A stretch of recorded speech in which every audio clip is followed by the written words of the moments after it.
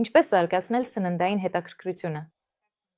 Ինչպես գիտենք, երեխայի լրացուցիչ սնունդ ստանալու պատրաստվածության հիմնական նշաններից մեկը սննդային հետաքրքրությունն է։ Բոլորը այդ մասին շատ են խոսում, բայց թե ինչպես է այն արտահայտվում եւ ամենակարևորը, ինչ անել, որ այն առաջանա, քչերը գիտեն։ Պատկերացրեք, որ դուք նստած եք առանձին սեղանի մոտ։ Դուք միշտ միայն կաթ եք կերել, եւ հանկարծ ձեր առաջ դրվում է բանկա կամ ափսե ինչ-որ պարունակությամբ։ Ձեր բերանին մոտեցնում են գտալ այդ խառնուրդով եւ սպասում դրական արձագանքի։ Տարօրինակ է, չէ՞, բայց հենց այսպես է սովորաբար անցնում լրացուցիչ սննդի առաջին օրը։ Կհետաքրքրի ձեզ այն, ինչ կատարվում է։ Հնարավոր է, այո, ինչ որ նոր բան է, բայց կհամաձայնվեք բացել բերանը եւ թույլ տալ գտալը դնել բերանում։ Հարց. Երեխան այնքան էլ չի հասկանում, թե ինչ ենք ուզում նրանից այս պարագայում։ Բայց եթե մայրիկը օրինակ 4-5 ամսականից սկսած երեխային նստեցնել իր ծնկներին ուտելու ժամանակ հնարավորություն տար հետևելու տեղի ունեցածին, դիպչելու ուտելիքին, զգալու հոտերը, ապա աստիճանաբար փոքրիկի համար դա հետաքրքիր կդառնար։ Նա ինքն էլ կցանկանար դիպչել, լիզել, փորձել այն, ինչ ուտում է ծնողը։ Սկզբում դա պարզապես ուտելիքով խաղ կլինի, բայց ավելի ուշ, երբ փոքրիկը ձեռքերով ծանոթանա, նա կցանկանա ծանոթանալ նաև բերանով, ինչպես ընդունված է այդ տարիքում։ Ավելին, մայրիկն էլ է ուտելիքը դնում բերանում։ Այսպիսով, երեխային ծնկներին նստեցնելով մենք օգնում ենք զարգացնել սննդային հետաքրքրությունը երեխայի մոտ։ Կա նաև կեղծ սննդային հետաքրքրություն, երբ փոքրիկին հետաքրքիր է ոչ թե հենց ուտելիքը, այլ օրինակ սպասքը, ափսեները, բաժակները։ Նա կարող է ուրախանալ, երբ դուք նրան դատարկ գտալ եք տալիս եւ չի տխրի, որ այնտեղ ուտելիք չկա։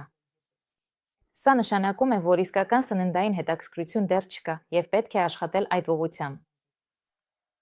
Կլինի շատ լավ, եթե մայրիկը չկենտրոնանա միայն բյուրեղացված սննդի վրա, այլ առաջարկի նաև տվյալ տարիքին համապատասխան անվտանգ կտորներ։ Ամենակարևորը սեփական օրինակով ցույց տալ, թե ինչ եւ ինչպես ենք ուտում։ Այդ պատճառով մոտեցրեք երեխայի աթոռը մեծ սեղանին, հեռացրեք փոքրիկ սեղանները, տվեք փոքրիկին հնարավորություն հասնելու ընդհանուր սեղանի վրա դրված ափսեներին, հետաքրքրություն եւ ինքնատիպություն ցուցաբերելու։ Եթե երեխային դուր չեկա որևէ մթերք, դա ամենևին չի նշանակում, որ նա ընդհանրապես չի ուտի այն։ Ձեր խնդիրը նոր մթերքը հաճախ եւ բազմիցս առաջարկելն է, իսկ երեխայի խնդիրը որոշել, թե երբ եւ ինչպես նա կցանկանա այն փորձել։ Բայց հիշեք, որ որոշ երեխաների նոր ուտեստին ծանոթանալու համար անհրաժեշտ է 5 րոպե, իսկ մյուսների համար նույնիսկ մի քանի ամիս։ Եվ այդ ծանոթության քայլերը կարող են շատ փոքր լինել։ Չարժե հուսահատվել եւ դադարել առաջարկել մթերքներ, եթե 1 կամ 2 շաբաթ շարունակ փոքրիկը նրան չի դիպչել։ Շարունակում ենք ամեն դեպքում առաջարկել։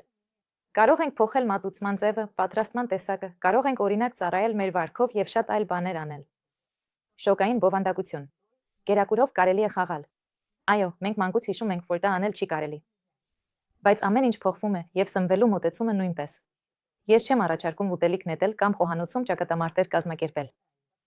Բայց քննարկել, թե ում վարունգն է ավելի բարձր խրթխրթում կամ ում ելակն է ավելի կարմիր, ոչ ոք մեզ չի արգելում։ Եվս մեկ բան, թույլ տվեք երեխային ձեռքերով դիպչել ուտելիքին, սեղանի վրա կամ դեմքին քսել։ Վերջի վերջո այդպես նա ծանոթանում է նոր ուտելիքի հետ եւ հետագայում այն մթերքների քանակը, որոնք նա հաճույքով կուտի, ավելի կընդլայնվի։